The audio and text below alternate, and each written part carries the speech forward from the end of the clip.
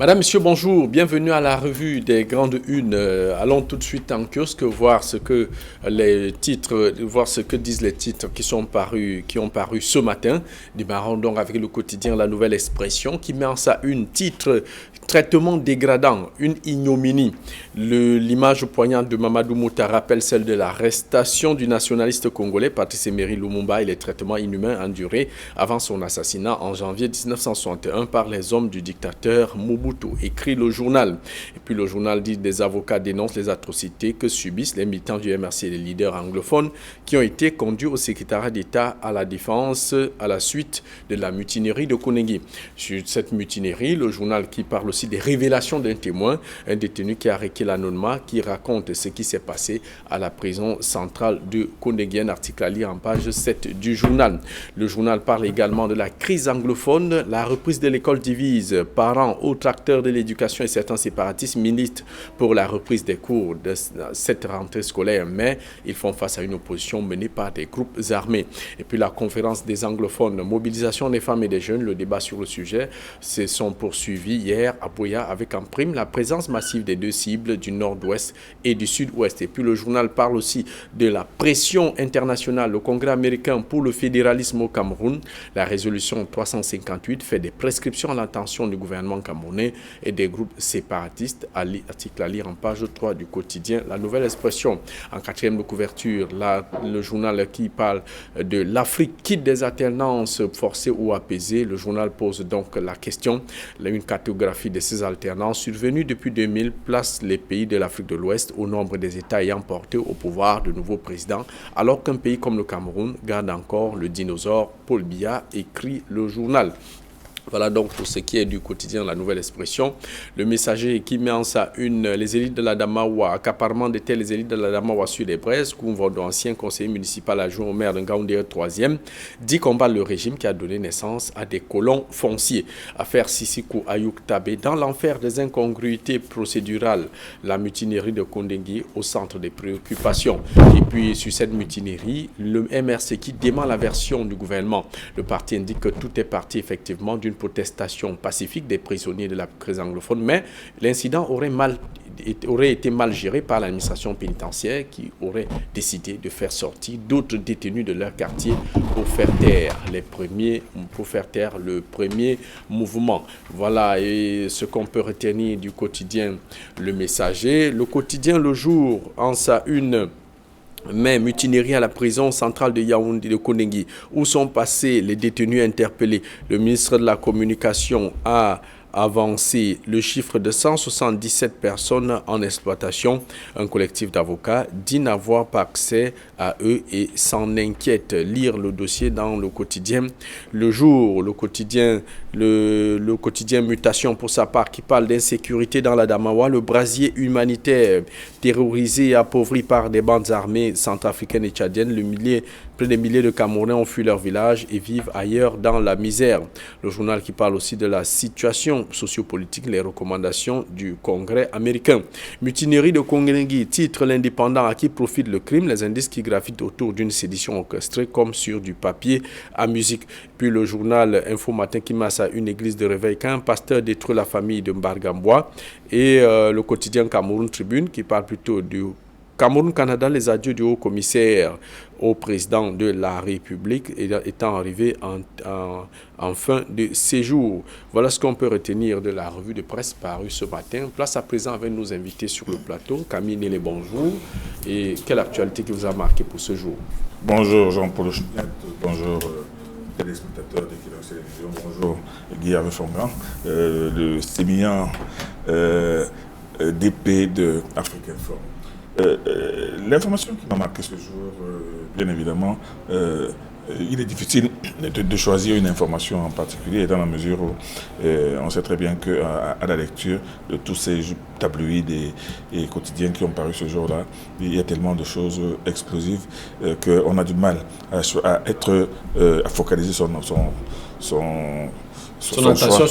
choix sur une. Mais bon, disons, je peux prendre le grand titre, par exemple, du Messager, où l'ancien maire de Ngaoundéré parle des élites de la Damawa qui s'accapareraient des terres de cette région. Moi, je pense que C'est assez troublant, mais j'ai l'impression qu'il oublie que c'est le dada maintenant de toutes les élites au Cameroun aujourd'hui. C'est pas seulement celui des élites de la Damawa. Vous allez aller dans l'Ouest, vous allez trouver des élites de la région de l'Ouest, et l'Ouest qui est même déjà si petit, qui achètent des hectares et des hectares. Vous allez trouver dans le littoral, ne parlons pas du littoral, où des élites venues de partout entrent dans les champs et dans les villages et achètent tellement de terres que le village lui-même, stricto sensu, n'aura plus bientôt grand-chose. Donc ce phénomène est un phénomène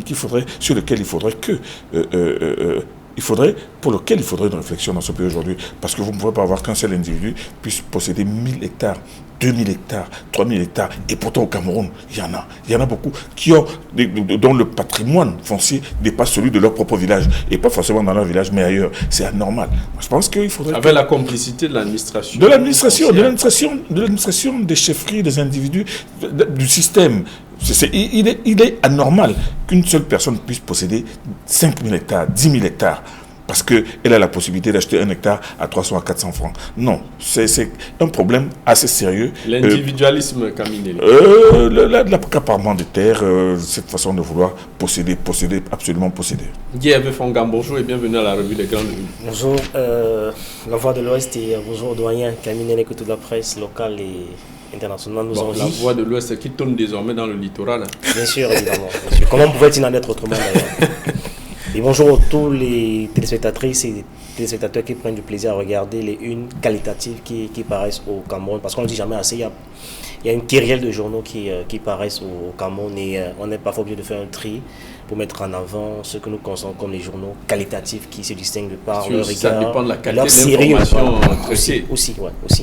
Alors, Guy Fongan, je ne vais pas vous poser la question sur l'actualité qui vous a marqué. Que vous suscite la une du quotidien La Nouvelle Expression avec cette photo comparée de Mamadou Mota, le premier vice-président du MRC, et Pierre-Patrice Emery Lumumba? Oui, disons que c'est peut-être un mot pour dire que moi j'ai été marqué en termes d'actualité. Je suis obligé, j'arrive pas à ne pas le dire, la qualification des volleyeurs masculins pour les demi-finales. C'est quand même assez remarquable. De la CAN qui se tient en Tunisie. Les hommes sont qualifiés pour les demi-finales et ça intervient juste au moment où les filles viennent de remporter cette CAN avec une réception au rabais. Ça veut dire que c'est simplement une preuve que le Cameroun, c'est une terre de miracles. Le messager qui a d'ailleurs titré que Paul Biya dribble les lions. Évidemment, c'est un pays miraculeux. Voilà, une discipline sportive qui n'a quasiment pas d'infrastructure, où les gens se débrouillent à Messa comme ils peuvent pour jouer à même le sol au volet et qui, aussi quand même 2 fois, a gagné la CAN. Et qui, consécutivement 2 fois. Là, je parle des fichiers, c'est un exploit qui mérite d'être salué et applaudi les deux. Mais malheureusement, on nous avait fait croire qu'il n'y a pas de sport mineur, il n'y a pas de sport majeur. Malheureusement, on constate à l'épreuve des faits qu'il y a des sports majeurs et des sports mineurs. Donc, les seigneurs qui n'ont pas reçu tous les honneurs. C'est quand même déplorable de savoir qu'on est dans un pays où on ne prend rien au sérieux, où on ne célèbre pas assez nos talents. C'est dommage. Donc bravo aux hommes qui sont qualifiés pour les demi-finales. Il y a quand même eu 204 millions qui avaient fondé. C'est rien du tout comparé au bonheur national brut que ces filles ont entrer au palais de l'unité et faire les selfies avec le couple présidentiel. Non, pour revenir rapidement sur la nouvelle expression que j'ai trouvée un peu, j'allais dire, pas grossière, mais un peu exagérée. Non, exagérée, parce que là, c'est un peu forcer le trait que de comparer Mamadou Mota, Lumumba. Je crois que c'est quand même, c'était totalement surréaliste. Je veux dire que quand on parle de Lumumba, il est perçu aujourd'hui comme un héros national du côté de... Un héros africain. Un héros africain, tout simplement, du côté du Congo. C'est une figure historique de l'indépendance de la Belgique qui est mort à 35 ans, qui s'est battu contre le colon avec hargne et détermination. Donc, le comparer un mythe comme celui-là, il me semble assez... Non, je pense que c'est un peu forcer le trait quand même. Et je pense que cette attitude participe ce que je vais appeler une sorte de déification des hommes qui, à la limite, qui font les choses louables, admettons-le, mais de là les comparer à Lumumba, je trouve ça c'est un peu grossier. Et c'est le type de compte rendu, le type de récit qui peuvent être le lit de l'imposture le lit de l'esbrouf et permettre aux gens de se prendre pour ce qu'ils ne sont pas. Quand on a ce type de récit médiatique, ça peut mettre les gens dans une posture... Ça peut donner des idées. Ça peut davantage fanatiser les gens. Et quand je parle des gens, je parle de ceux qui les militants, ou alors ceux qui ont de la sympathie pour ce parti-là. Donc ça va doper leur fanatisme et ça peut permettre aux gens de se prendre pour ce qu'ils ne sont pas. Parce que comparer Mota à Lumumba, je vais dire que c'est totalement surréaliste. Et bon, quand j'ai vu ça ce matin, je suis tombé des nues. Non, je pense qu'il faut savoir raison garder et peut-être rappeler que ce type d'image, je vais dire que quand on est en politique, ce n'est pas très... Ce n'est pas très beau à voir. Non, pas que c'est pas très beau à voir. Je veux dire que c'est coutumier dans la pratique de la politique. Souvenez-vous, en 2011, je me rappelle, c'était un lundi, le 11 avril, quand Gbagbo avait été arrêté. Je veux dire qu'on a vu, l'Afrique aujourd'hui est encore traumatisée par cette image humiliante de Gbagbo qu'on avait aperçue. Je veux dire que de manière aussi, il était torse nu, trimballé, arrêté par l'armée française. Arrêté par l'armée française. Donc il faut dire que, je veux dire, la praxis politique est des fois habituée à ce type de pratique pour démystifier et j'allais dire fragiliser certaines personnes qui parfois sont perçues par ceux qui les suivent comme des mythes. Eh bien, c'est pas pour légitimer ces choses, mais je veux dire que dans l'arène politique, en tout cas, on retient de vous que les ne sont pas les différents adjuvants ont coutume d'avoir recours à ce type de pratique pour démystifier certaines personnes. Mais comparé à Lumumba, à Mamadou Mota, je pense que c'est force le trait et c'est grossier. Camille Nélé, si les deux ne sont pas comparables, selon Guy-Hervé Fongan, mais il reste qu'il y a quand même des facteurs communs. On parle de traitements dégradants, des hommes politiques torturés. Est-ce que ce rapprochement valait la peine? Mamadou Mota seul à la une d'un tabloïd, c'est pas la première fois qu'on a vu. On peut le dire le jour l'a fait hier et tout ça. Mais sans comparer. Mais Mamadou tout seul.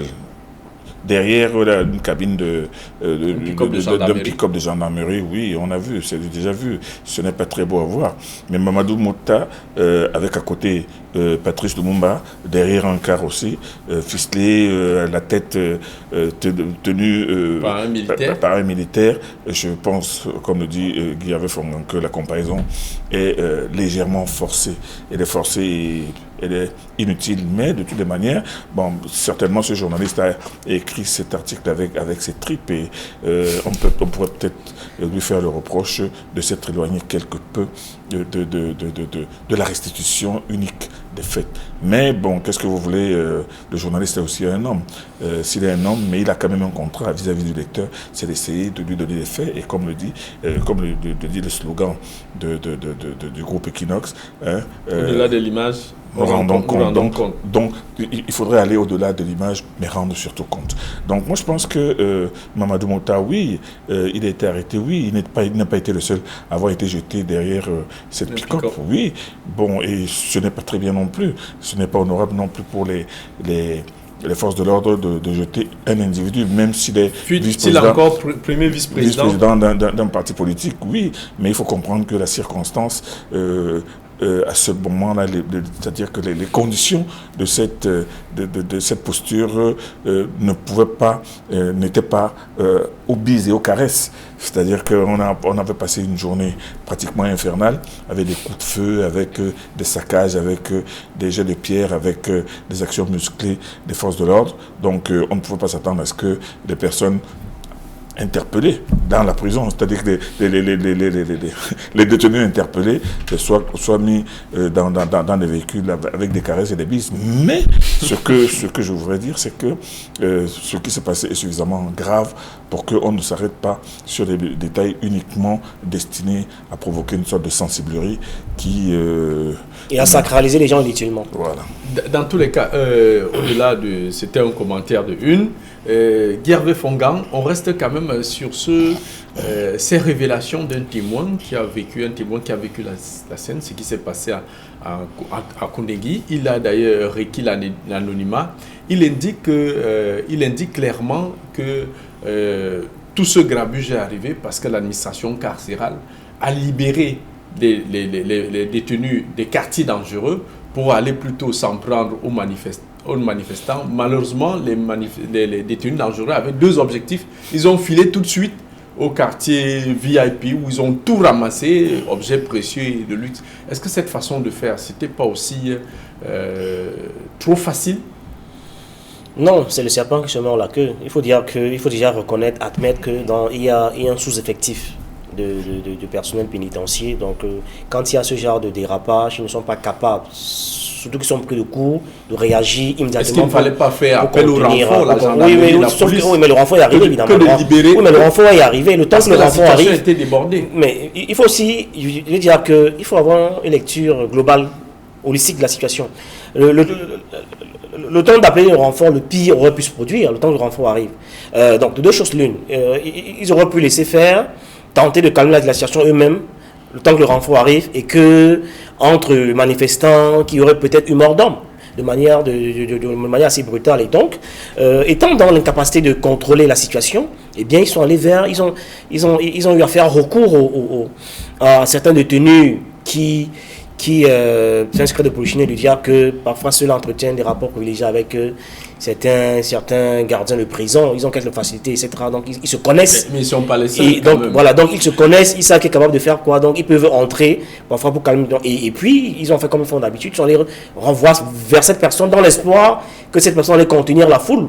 Vu qu'ils ont des facilités dans le retour d'ascenseur, c'est que quand on a besoin d'eux, bien qu'ils interviennent pour calmer la situation. Malheureusement, ceux-là ne s'en sont pas pris aux manifestants, mais sont plutôt, ils ont d'autres objectifs. Ils sont allés se servir vers les prisonniers de luxe, qui encore est une autre aberration, parce que la vérité, normalement tous les prisonniers se valent. Une fois que vous êtes en prison, c'est une autre hérésie de croire que dans les quatre murs, il va avoir le confort et le luxe. Confort, le luxe, ça veut dire que vous n'êtes évidemment pas en prison. Et donc il faut que les gens vivent la prison dans leur chair, qui vivent ce traumatisme-là. Ça me rappelle, vous rappelez, il y a quelques années, quand on avait posé la question sur les conditions carcérales de nos détenus, il avait répondu, ministre de l'administration territoriale, qui était au cœur de cette affaire, avait répondu à l'époque si on voudrait un journaliste.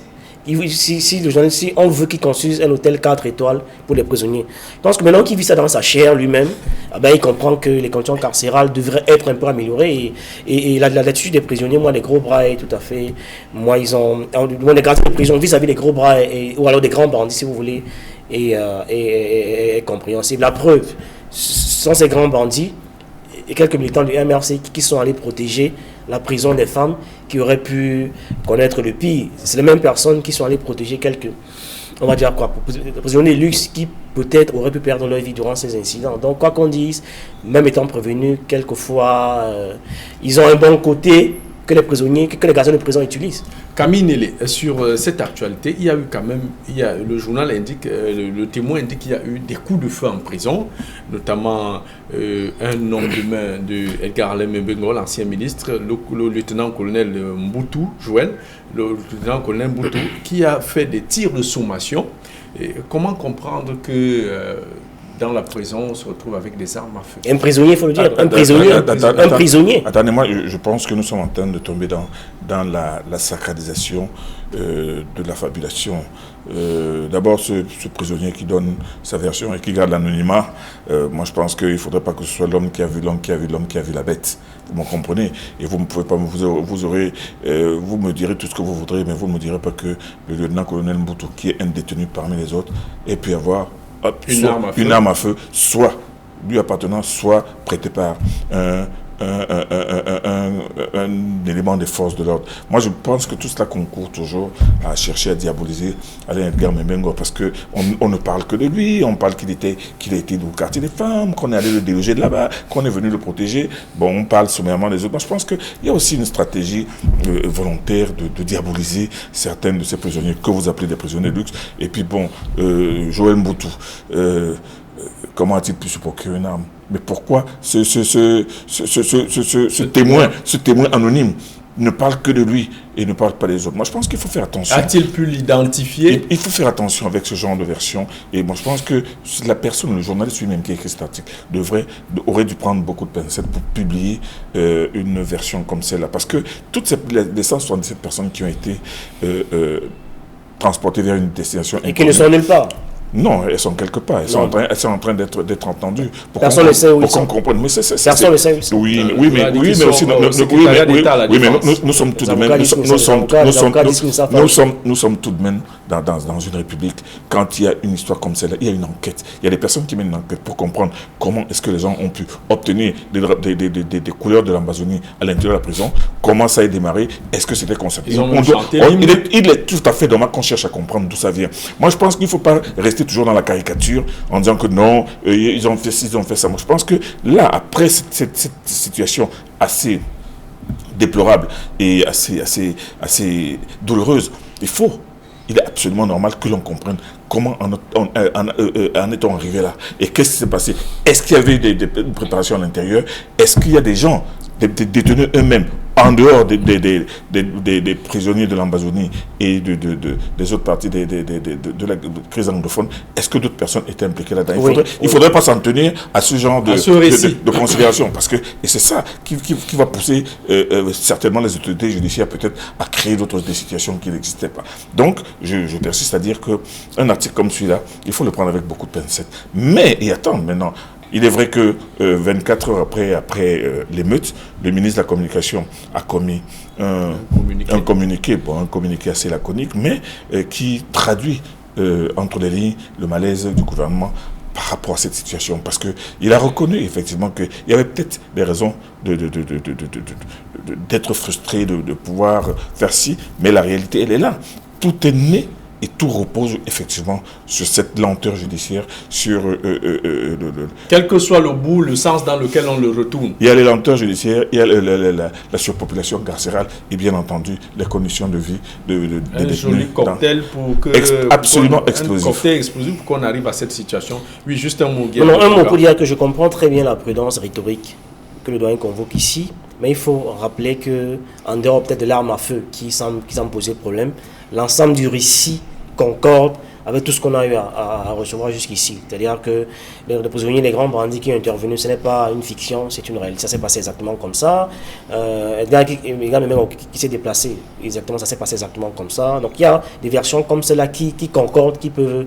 Peut-être que l'avenir nous dira encore... Peut-être que c'est l'arme à feu justement qui pose problème. Mais à la vérité, toujours est-il que, tel que les faits se sont déroulés, tu portes à croire quand même qu'il y a des détenus qui, en prison, avec des téléphones portables. Ce qui n'est pas faux, ce qui est vrai. Mais qui ne peuvent pas avoir des armes à feu à l'intérieur de la prison. Oui, voilà. Donc, on peut avoir des réserves, mais l'ensemble du récit, quand même, quoi qu'on dise, concorde avec tout ce qu'on a eu à entendre jusqu'ici. Dans tous les cas, cette mutinerie qui n'a pas fini de livrer ses secrets, certainement d'autres détenus qui sont en exploitation permettra peut-être d'avoir encore un peu plus. Parlons à présent de la reprise de l'école dans la zone anglophone, une reprise de l'école qui divise les séparatistes Camille Nélé.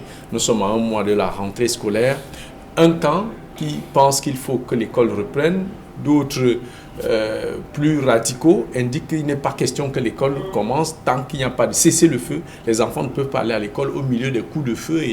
Et comment vous appréciez cette situation, Camille Nélé? Je suis d'abord amusé par cette notion de cessez-le-feu. Cessez-le-feu, pour qu'il puisse y avoir... Il faudrait qu'il y ait deux forces antagonistes identifiées. Ça veut dire que d'une côté, certainement l'armée, de l'autre côté, les fameuses forces sécessionnistes ou séparatistes. Mais sur le terrain aujourd'hui, la situation n'est pas aussi manichéenne. Vous allez trouver des séparatistes qui sont pour de l'aide dure. Vous avez entendu... Un rang dispersé. Vous avez entendu l'autre jour un certain Koumeta qui a dit que Ayouk Tabé n'existe plus. Eux, ils ont pris d'autres dispositions. Il y en a encore d'autres qui sont toujours fidèles à Ayouk Tabé. Et maintenant, des Barita qui sont aux États-Unis qui disent que tant qu'il n'y a pas ceci, tant qu'il n'y aura pas ceci, il n'y aura pas élection, il n'y aura pas ceci. Mais seulement vous oubliez une énorme inconnue, les bandes armées, de brigands qui ne sont pas sur le terrain pour des raisons idéologiques ou pour des raisons patriotiques. Sans oublier qu'il y a eu évasion dans les prisons du Nord-Ouest et ce qui fait que sur le terrain... C'est de ces individus-là qui sont inclassables, qui ne sont ni des séparatistes, ni des sécessionnistes, ni Ils ont leur couloir à eux. Ni des koumétéistes, ni des ayotabéistes, mais qui ont des armes et qui sèment la terreur. Moi, je pense que la situation est plus obscure que les gens ne peuvent le penser. Et dire que, bon, vous allez faire un cessez-le-feu, le cessez-le-feu là, il ne va pas être coton. Il ne va pas être coton. Gervais Fongang, un côté s'oppose, un côté pour, un côté contre. Va-t-on s'en sortir? Est-ce que selon vous, pensez qu'il y aurait effectivement peut avoir rentrée scolaire, compte tenu qu'il y a certains établissements scolaires qui ont été complètement détruits, et si jamais il y avait même rentrée scolaire? J'aime souvent dire que si l'État est fort, il nous écrase. Mais s'il est faible, nous périssons tous. Pour le cas d'espèce, on a le sentiment que l'État est à genoux, l'État est faible. Parce que vous voyez, voilà un groupuscule d'individus qui depuis 3 ans, ils ont pris et les parents en otage et les enfants en otage. C'est totalement inadmissible et inconcevable. Même dans la guerre, il y a des règles. Et on ne peut pas comprendre aujourd'hui que les enfants soient privés d'école parce que les individus sont montés au créneau pour faire des revendications qui sont légitimes. Mais sauf qu'il y a quand même un minimum de consensus sur lesquels il faut s'entendre. Ce n'est pas normal.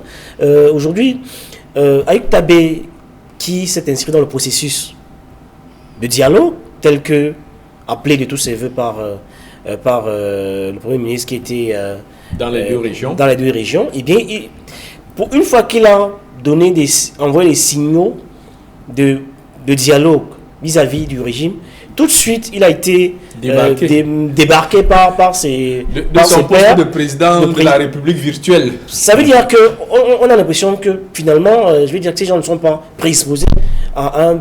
Et puis c'est un peu embêtant. C'est un peu embêtant parce qu'on va au fil du temps arriver à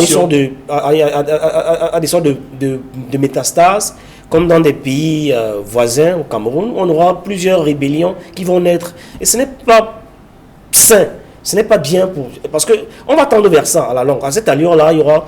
Parce qu'il suffit que le nouveau président aujourd'hui réussit, ou alors les différents interlocuteurs réussissent à leur ramener sur la table de négociation, et bien un autre groupe naîtra et dira qu'il n'est plus légitime et que cela ne parle pas à leur nom. Ainsi de suite, et on n'en sortira jamais. Je pense qu'il faut véritablement trouver il faut trouver de manière froide et définitive un compromis qui va arranger tout le monde, parce qu'on essaie de s'acheminer là à une série de plusieurs groupes qui vont se former, parce que chacun va venir avec sa part de revendication et on ne s'en sortira pas. Ce sera une espèce de tonneau de Danaïde qui finalement nous mettra dans une posture très inconfortable. Je pense qu'il faut véritablement qu'on prenne cette affaire à bras le corps et que le gouvernement, s'inscrit de manière durable et sincère. Et aussi que le camp d'en face soit sincère. Parce qu'on a l'impression que... Parce que la guerre, c'est comme l'amour, il faut être deux. On a l'impression que le camp d'en face n'est pas aussi... Il faut que les deux camps soient sincères, surtout le camp des ambazoniens, qui soient sincères. Mais vraiment, de là à empêcher les enfants depuis 3 ans d'aller à l'école, je pense que c'est cruel. Presque une génération. C'est cruel. Camille, est-ce que dans ce contexte où on a certains séparatistes qui veulent la séparation, leur état à eux, est-ce qu'on peut s'acheminer à un véritable consensus dans cette affaire? Il ne peut pas y avoir de compromis. Vous savez très bien qu'il ne peut pas y avoir de compromis. L'État du Cameroun a face à lui un groupe d'individus qui a décidé de charcuter une partie pour en faire son pays. Personne n'accepte cela. Même les Nations Unies ne l'accepteraient pas. Aucun pays au monde entier n'accepte d'être séparé, d'être... On voit ce que ça fait en Espagne avec la Catalogne. Oh, la Catalogne encore, c'est un vieux problème. Vous savez, il n'y a pas que la Catalogne, il y a la Corse, il y a d'autres choses. Mais seulement essayer de voir, d'imaginer tout simplement qu'un État des États-Unis décide un jour de faire défection et de quitter l'Union. Vous allez voir ce que ça va donner. Non, je pense que là où on est aujourd'hui, et les séparatistes qui avaient eu l'idée maléfique d'essayer de rééditer la tentative de Odumegwu Ojukwu au Nigeria dans les années 60, ils ont compris très bien que ce n'est pas facile de pouvoir arracher une partie d'un pays comme ça. Mais avec eux, il ne peut pas y avoir de concession possible. On ne peut pas dire que parce que quand ils arrivent, qu'est-ce qu'ils peuvent offrir comme compromis, à part le fait d'obtenir leur propre pays? Aucun. Camille Néléa, pour sortir rapidement, il y a cet article, l'Afrique quitte des alternances forcées ou apaisées. La cartographie politique montre que l'Afrique de l'Ouest est le plus la partie du continent qui a le plus vu arriver de nouveaux présidents depuis 2000. Est-ce que cela aussi ne participe pas à pourrir un peu l'ambiance en Afrique centrale, la longévité au pouvoir? L'Afrique centrale, c'est une autre histoire. L'Afrique centrale, c'est une curiosité tout simplement. On retrouve des présidents qui sont là depuis 30, 40 ans, un peu plus, contrairement à l'Afrique de l'Ouest. Et d'ailleurs, vous savez très bien qu'en Afrique de l'Ouest, c'est avec Léopold Sédar Senghor que ça a commencé. Que ça a commencé avec lui, qui a estimé un jour qu'il ne s'éterniserait pas au pouvoir. Mais même au Cameroun, vous vous souvenez, dès les années 75, Amadou Ahidjo, qui n'avait fait que 15 ans au pouvoir, avait dit qu'il ne s'éterniserait pas au pouvoir. Et il est parti moins de 7 ans plus tard, de sa propre volonté. Bon, maintenant, quand vous regardez, vous faites la carte. Bongo a fait 42 ans. La cartographie des autres, de toute l'Afrique centrale aujourd'hui, vous voyez, en dehors de la RCA, où effectivement, il y a une succession de coups d'État et de contre-coups d'État. Vous voyez que tous les autres pays, vous avez affaire à des gens qui ne pensent pas à partir, qui se considèrent comme comment est-ce qu'on appelle ça, des hommes providentiels, qui ne sont entourés que des gens qui sont incapables de leur dire que, mais comment faire, il faudrait qu'on passe tout de même à autre chose. Or, quand on réalise qu'en Afrique australe ou dans le Maghreb, il y a des alternances forcées, comme l'Algérie, comme en Tunisie, comme en Égypte. Même au Zimbabwe, en Égypte. Mais pourquoi faudrait-il en arriver là, alors que le chef de l'État en place lui-même devrait comprendre qu'il y a aussi le problème de lassitude des populations. Une phrase pour dire que l'Afrique de l'Ouest, tout comme l'Afrique centrale, ont hérité pour la plupart du jacobinisme français. C'est-à-dire un État centralisateur qui est extrêmement fort. Sauf que la différence entre nous et ceux de l'Afrique de l'Ouest, c'est que vous avez une société civile qui est forte et qui sait imprimer ses marques et prendre ses responsabilités. D'ailleurs, je salue au passage Julien Kamga avec l'Oforange pour dire qu'à la vérité, contrairement à nous autres, l'Afrique centrale, ceux-là ont réussi. Vous connaissez le fameux mouvement Y en a marre au Sénégal et dans d'autres pays d'Afrique de l'Ouest, qui ont réussi parce que déçus par les politiques, notamment l'opposition, a pris ses responsabilités pour inverser l'ordre des choses et faire bouger les lignes. Donc si aujourd'hui on semble être déçus par nos partis d'opposition, bien qu'il faut qu'on ait une société civile qui soit aussi forte. Et des institutions fortes. Non, une société civile qui soit forte, qui peuvent inverser le rapport des forces et nous permettre de produire l'alternance tant souhaitée. Parce qu'on a l'impression que les partis politiques ont échoué. Il faut que la société civile prenne le relais et monte au créneau. Merci Guy Hervé Fongan, merci à Camille Nélé. Nous sommes arrivés au terme de cette édition de la revue des Grandes Unes. La pensée du jour: qui peut mentir pour toi, mentira contre toi. Qui peut mentir pour toi, mentira contre toi. C'est un proverbe égyptien que nous avons trouvé pour vous ce matin. Madame, monsieur, c'était tout pour cette édition de la revue des Grandes Unes. Restez scotchés sur Equinox Télévision. 10-12 le Zédine démarre dans quelques instants.